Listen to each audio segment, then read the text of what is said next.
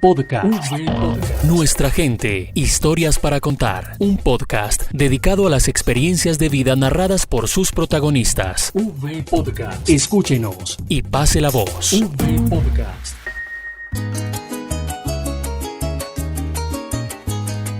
Las 33 cuerdas de la arpa llanera le darían la bienvenida a una nueva mujer infatigable y diligente. Aquella que se deleita con los rojizos atardeceres y las remembranzas de los juegos de infancia de su natal Vistahermosa, en el Meta, que luego tuvo que trasladarse a Granada, también en el Meta. Rodeada de mi madre y también de personas llenas de generosidad, de amor, de respeto y de una maravillosa sonrisa. Desafortunadamente, en esa época fallecieron mis dos hermanos, quedando como hija única.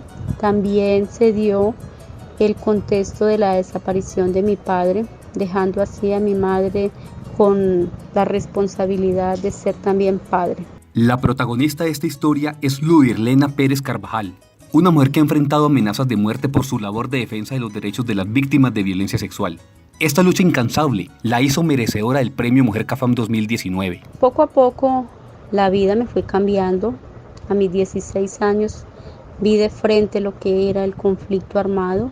Lo vi hacia mi cuerpo. En el municipio de Puerto Lleras Meta fui víctima de violencia sexual por el Frente 43 de las FARC. Y el 12 de diciembre del 2004 lo volví a vivir ya en otro municipio que se llama Cacibar y Meta por el bloque Centauro y los paramilitares a mando de Jorge Arias Piraván, en donde desafortunadamente también sufrí empalamiento.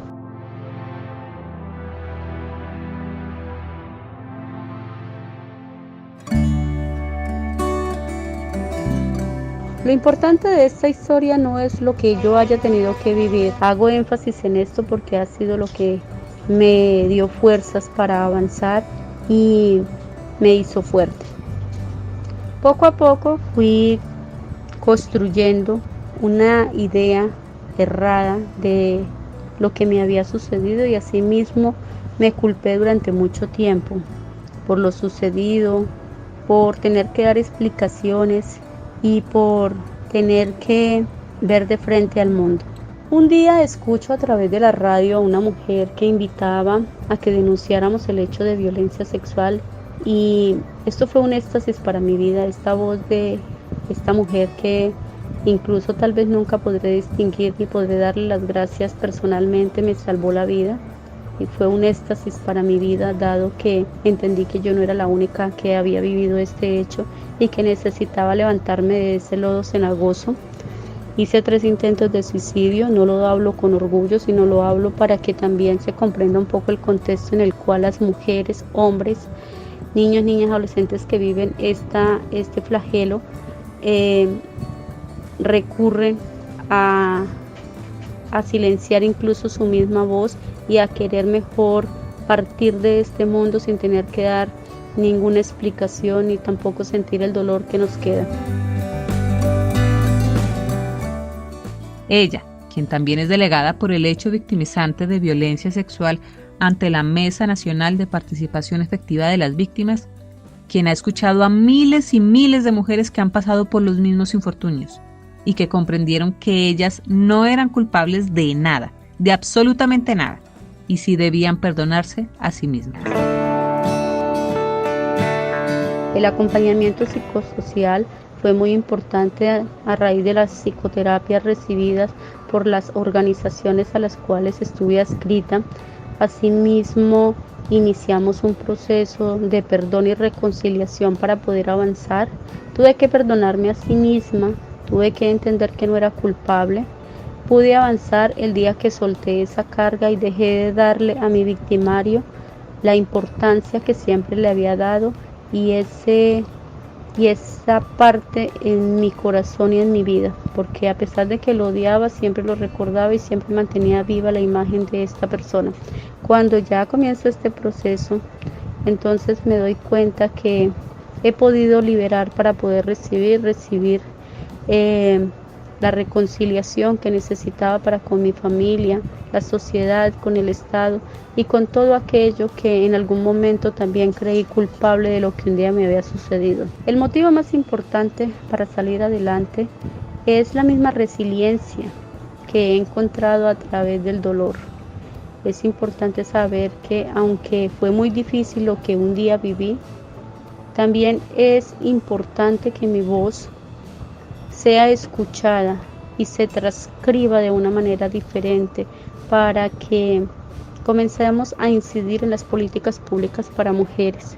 Estos diferentes estereotipos asociados al género y las diferentes violencias enmarcadas dentro de la cultura patriarcal es la que día a día nos ha dejado la peor parte a las mujeres.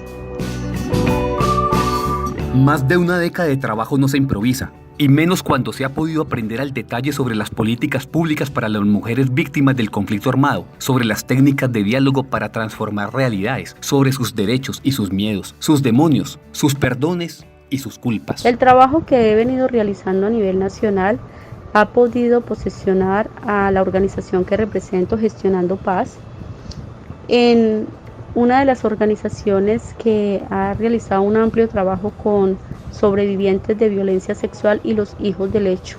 ¿Qué quiere decir los hijos del hecho? Los niños que nos quedan después de. También son totalmente sujetos de derechos, pero desafortunadamente no han recibido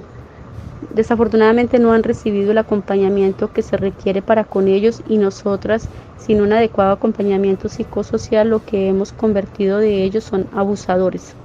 Dirán ustedes, ¿por qué abusadores? Pues tengo que contarles que en este ir y venir la mujer descarga su dolor de diferentes maneras, se vuelve agresiva, otras comen excesivamente, otras utilizan sus cuerpos como herramientas de comunicación. Quiere decir que muchas se prostituyen, otras hacen consumo de sustancias psicoactivas y un sinnúmero de afectaciones que se derivan después del hecho victimizante de violencia sexual. Las mujeres sobrevivientes de violencia sexual han encontrado en Ludirlena ese abrazo reconfortante, ese consejo reparador, ese apoyo incondicional y ese protagonismo en la voz de ellas mismas. Y es hoy, en el marco del Día Nacional por la Dignidad de Víctimas de Violencia Sexual, que queremos precisamente rendirles un muy sincero homenaje a todas ellas.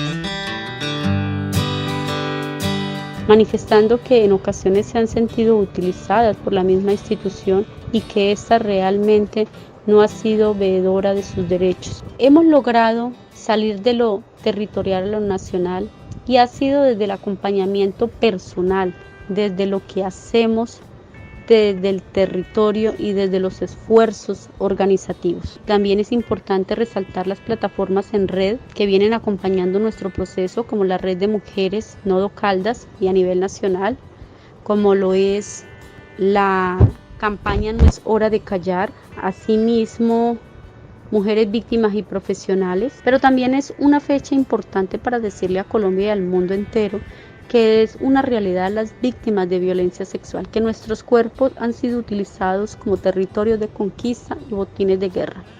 También es una fecha importante para hacer un llamado para que protejamos a nuestras comunidades, para que existan realmente garantías de no repetición y que estos hechos no vuelvan a ocurrir.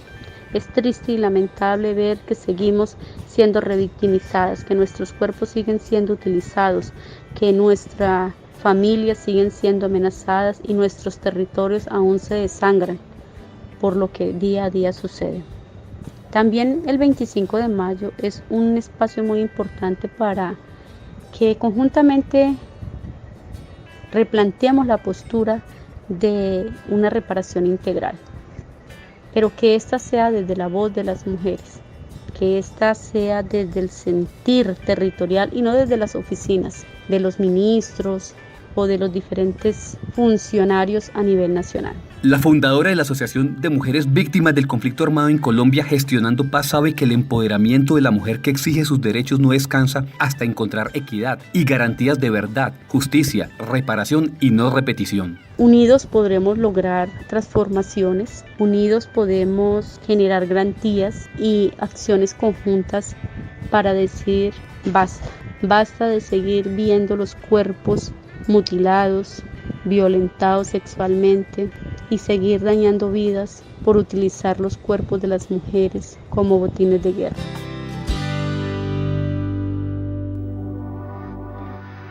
Podcast. Nuestra gente, historias para contar. Podcast. Unidos por las víctimas.